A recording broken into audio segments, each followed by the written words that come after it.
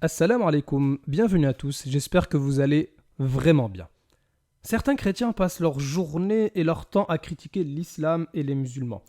Parmi eux, on retrouve un chrétien ennemi de Jésus et ennemi des musulmans qui s'appelle Galate. Il affirme que l'islam provient de Satan car Allah possède le nom Al-Mutakabbir, traduit par l'orgueilleux.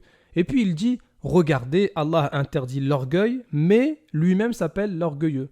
Et comment Allah peut-il promettre l'enfer aux orgueilleux alors que lui-même s'appelle l'orgueilleux? Et le plus grand orgueilleux, selon le Coran et la Bible, c'est Satan. Et donc il dit que Allah, c'est Satan. Subhanallah.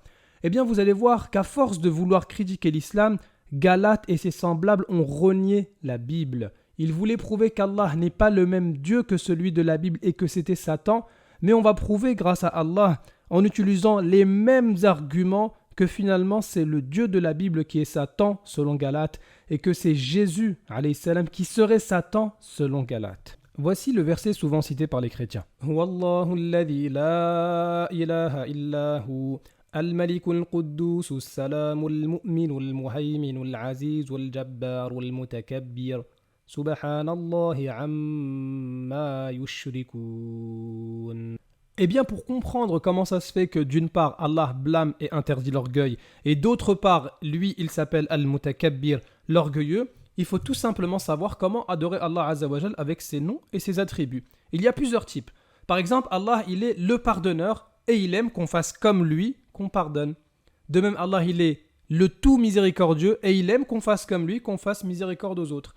Par contre, il y a d'autres noms et attributs d'Allah qui sont exclusifs à Allah et c'est interdit de l'adorer en se rapprochant de lui. Il faut faire le contraire. Allah, il est le très haut et il n'aime pas ceux qui s'élèvent. Au contraire, il aime ceux qui sont humbles. Et de même, Allah Azza wa Jal, il demande aux créatures de l'adorer, mais il n'aime pas que nous, on demande aux créatures de nous adorer. Ainsi, il y a une différence entre le créateur et les créatures. On ne peut pas tout mélanger. Il y a certaines choses qui sont une perfection pour Allah, mais qui sont une imperfection pour les créatures. Et regardons par exemple Exode chapitre 34, verset 14. Tu ne te prosterneras point devant un autre Dieu, car l'Éternel porte le nom de jaloux, il est un Dieu jaloux. Ainsi, il y a certaines choses, certains actes d'adoration qui ne conviennent qu'au Créateur et qui sont interdites aux créatures. Étant donné qu'Allah Azza wa Jal, c'est lui le Créateur, c'est lui le Seigneur, c'est lui le Roi. En dehors de lui, toutes les créatures, on est des serviteurs. Allah, c'est lui le fort et en dehors de lui, on est tous faibles. Allah, c'est lui Al-Qayyum, celui qui subsiste par lui-même et par qui tout subsiste. Ainsi, c'est pourquoi aucune créature n'a le droit ni le mérite d'être orgueilleuse car elle ne possède rien. Au contraire, les créatures doivent rester humbles, elles doivent adorer Allah et lui être soumises. Mais Allah, est-ce que vous connaissez quelqu'un qui est plus grand que le Créateur? Quelqu'un qui mérite plus l'adoration que le Créateur? C'est impossible. Eh bien maintenant regardons certains comportements d'orgueil des créatures. Par exemple celui de Satan. Pourquoi? Parce qu'il s'est considéré comme meilleur qu'Adam. Mais existe-t-il meilleur qu'Allah Azza wa Jal? Toute personne qui prétend qu'il existe meilleur qu'Allah ou qu'Allah a un égal, eh bien il fait preuve de polythéisme et ceci est condamné autant par la Bible que par le Coran. Maintenant regardons l'orgueil de Pharaon. Pourquoi? Parce qu'il s'est considéré comme Ana Rabbukumul A'la. Il s'est considéré comme le Seigneur le plus haut. Mais Allah n'est-il pas le Seigneur le plus haut? Existe-t-il plus grand qu'Allah Azza wa Jal, plus grand que le Créateur? C'est impossible. Quel était l'orgueil du peuple de Had? Ils se sont considérés comme les plus forts. قالوا من أشد منا قوة. Eh bien, أولم يروا أن الله الذي خلقهم هو أشد منهم قوة. Y a-t-il plus fort qu'Allah Azza wa Jal? Allah, c'est lui le plus haut, c'est lui le plus grand. Comment peut-on comparer les créatures avec le Créateur? Le prophète alayhi salatu wassalam, nous dit que Allah Azza wa Jal a dit « L'orgueil est mon manteau et la grandeur mon pagne. Celui qui me concurrence dans l'une de ces deux choses, je le jetterai en enfer. » Ainsi, le nom Al-Mutakabbir, traduit souvent par l'orgueilleux, eh bien quand il s'agit des créatures, c'est un défaut et c'est interdit, car cela les conduit à faire preuve d'injustice. Mais quand il s'agit du Créateur, le nom Al-Mutakabbir, c'est une perfection, car Allah est au-dessus de toute injustice, au-dessus de tout mal, au-dessus de toute imperfection. Al-Mutakabbir Anissou, comme l'ont expliqué les premiers savants de l'islam. Ainsi, le chrétien Galate et ses semblables n'ont rien compris au texte, ou bien ils font semblant de ne pas avoir compris.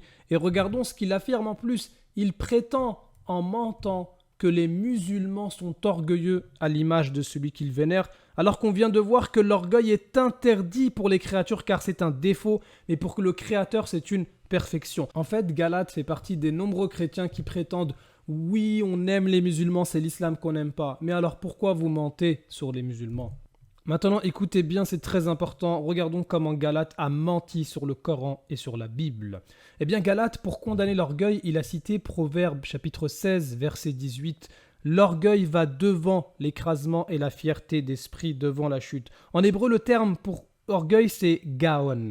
Eh bien, ce terme-là, qui condamne l'orgueil, ce même terme, il est utilisé, devinez pour qui?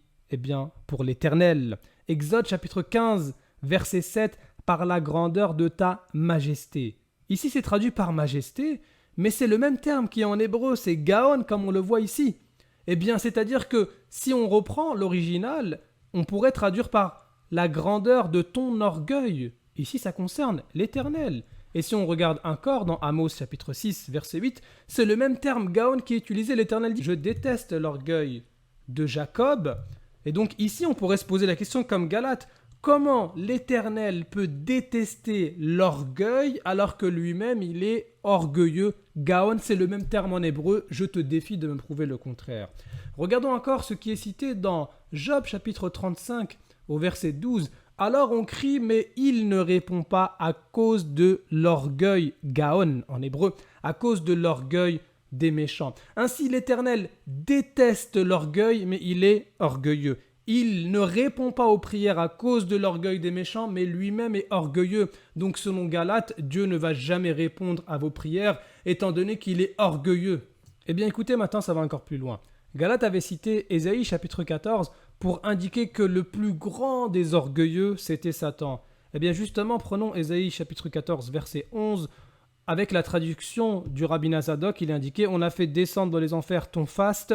D'autres traductions indiquent « ton orgueil ». Mais ce qui nous intéresse, nous, c'est l'hébreu. Il est indiqué « gaon ». Donc autrement dit, Satan est blâmé pour avoir fait preuve d'orgueil « gaon ». Eh bien, c'est le même terme qui est utilisé, devinez pour qui? Pour l'Éternel. Ésaïe chapitre 2, au verset 10, il est indiqué par rapport à l'Éternel « et l'éclat de sa majesté ». En hébreu, c'est encore une fois « gaon ». De même, si on prend Ésaïe au chapitre 24, au verset 14, il est indiqué par rapport à l'Éternel, la majesté de l'Éternel, Gaon. Ainsi, Satan possède Gaon, l'Éternel possède Gaon. Allons-nous dire comme Galate que l'Éternel est Satan, car tous les deux sont orgueilleux? Eh bien non, car comme on l'a vu, l'orgueil pour les créatures, c'est un défaut et c'est interdit, mais pour l'Éternel, c'est une perfection. Mais si on fait comme Galate et qu'on va plus loin, regardons bien ce qui est indiqué dans Ésaïe au chapitre 14, toujours le texte qui, selon Galate, indique Satan. Il est indiqué au verset 12, « Te voilà tombé du ciel, astre brillant, fils de l'aurore. » Non mais attendez, astre brillant, c'est une description de Satan. Est-ce que ça ne vous fait pas penser à quelqu'un d'autre, l'astre brillant? Eh bien sûr, prenons Apocalypse au chapitre 22, au verset 16, qui est décrit par l'astre brillant? Moi, Jésus, j'ai envoyé mon ange pour vous attester ces choses dans les églises. Je suis le rejeton et la postérité de David, l'étoile brillante du matin. Satan est appelé l'astre brillant. Jésus est appelé l'étoile brillante du matin. Maintenant, si je fais comme Galate, et si je suis un incompétent comme Galate, et si je suis un ignorant comme Galate, mais surtout si je suis de mauvaise foi comme Galate, eh bien je vais dire Jésus c'est Satan. Bah alors Galate, t'avais pas réfléchi avant?